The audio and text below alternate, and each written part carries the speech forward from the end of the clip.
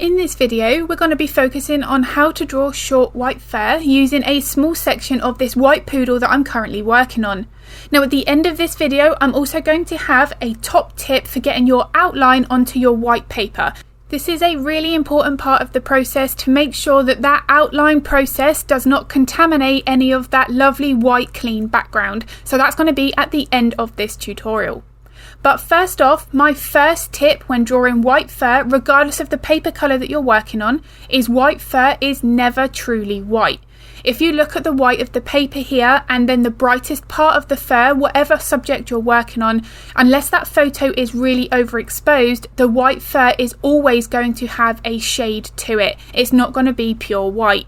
So with that in mind, let's jump into some tips and techniques for working with the base layer when drawing short white fur.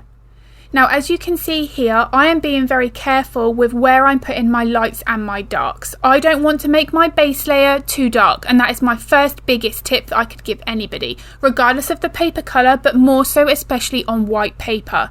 I do find the white Pastelmat paper is not quite as forgiving in terms of getting a darker layer brighter. So with other paper colours, if you do have that happen, it's very easily fixed.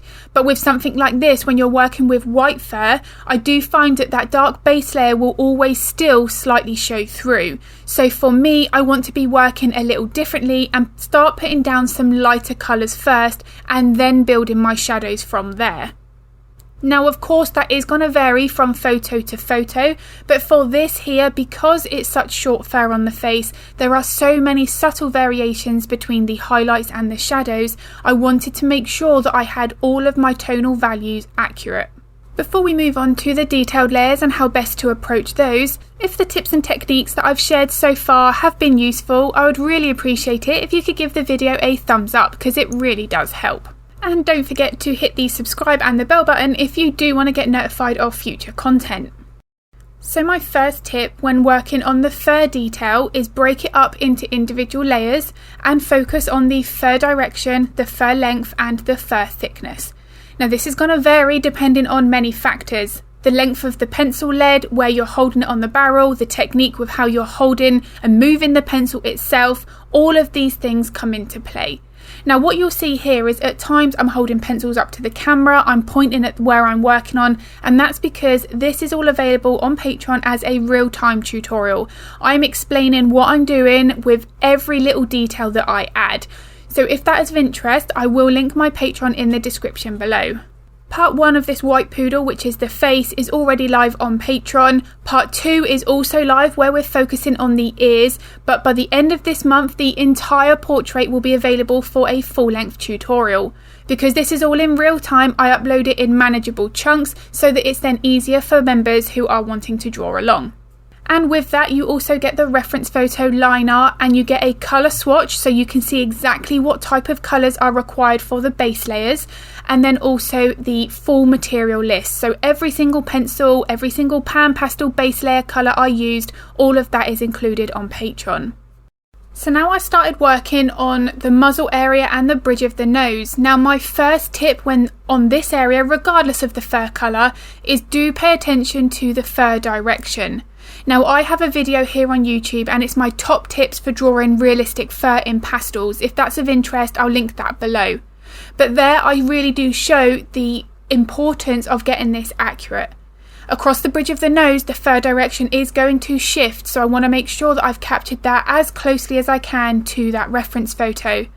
Sometimes we have a tendency to make our pencil strokes too wide, too broad, more on the horizontal side. That's going to make the face and the nose area look really wide. If you go the other way and you make your pencil details too straight, too vertical, you will then make the face look quite narrow. So these things here are really important. But before I do that and put any kind of direction with my pencils in place, I'm still moving my soft tools or my makeup sponges in the direction that that fur is travelling in. The reason being, when I come to add my pencil details, as I am here, I'm already got my, like that muscle memory. I've already trained my brain to notice the way that that fur moves in that one area that I'm working on. So I do find that that's a really important part and does help to make our drawing far more accurate. So another big tip when drawing short white fur, as you can see here, all of my transitions from my darker mid greys to my lighter greys are all very soft. There are no harsh start and stop points. Even the darker grey markings around the eyes, if you look at the lower eyelid there, it gradually rolls over to that lower highlight. Now the highlights, regardless of the fur colouring, do need to be in the right place, the same with the shadows. They are indicating at the underlying bone and muscular structure, so if we get them in the wrong place, it's going to shift what that animal looks like. But white fur, it really does have that nice soft transition, so I want to make sure from the very first base layer to these details that I'm currently working on that, as I say, there are no harsh edges.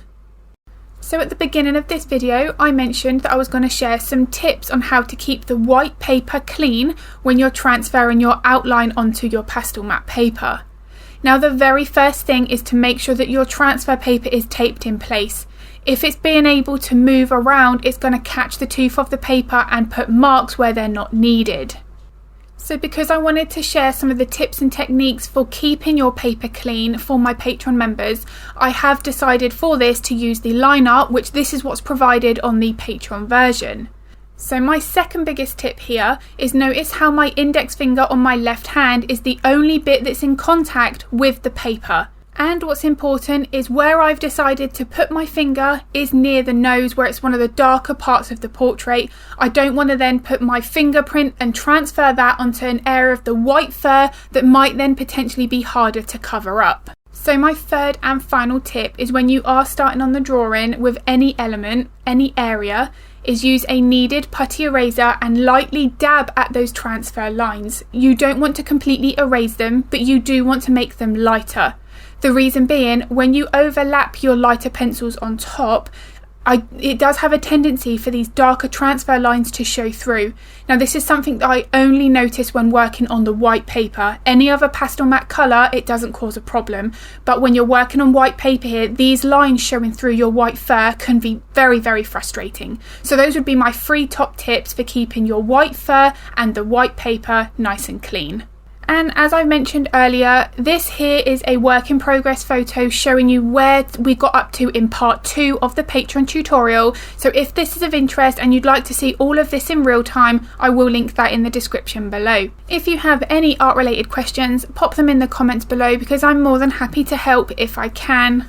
And as mentioned midway through, if you could give the video a like if it was useful, that really does make a difference. I'd be very grateful. And if you do want to get notified of future content, hit the subscribe and the bell button. I'm going to be uploading another video next week, and as always, thank you so much for watching.